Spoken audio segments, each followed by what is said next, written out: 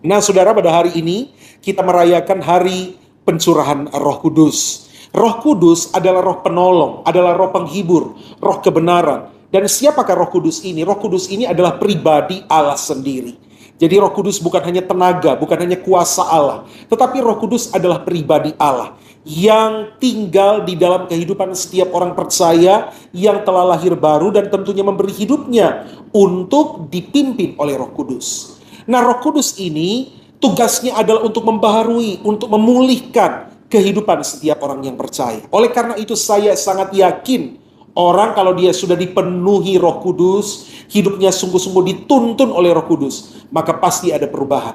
Perubahan dalam karakter, perubahan sifat perilaku. Perubahan yang seperti apa? Tentunya perubahan menjadi seperti apa yang Tuhan mau. Menjadi pribadi seperti yang Tuhan mau. Memiliki sifat seperti Yesus Kristus. Karena itulah tujuan kehidupan setiap orang percaya. To be like Jesus. Menjadi seperti Yesus Kristus. Dan tugas daripada pribadi Roh Kudus ini adalah untuk menuntun setiap orang percaya agar semakin hari mereka menjadi semakin serupa dengan Yesus, berjalan dalam kebenaran. Ada kan lagunya, peganglah tanganku Roh Kudus setiap hari, pegang tanganku Roh Kudus. Berarti Roh Kudus ini bukan cuma mesin, bukan cuma robot, tapi pribadi. Karena diminta pegang tanganku Roh Kudus. Ku tak dapat jalan sendiri tanpa rohmu. Berarti Roh Kudus ini tugasnya apa? Menuntun, mengarahkan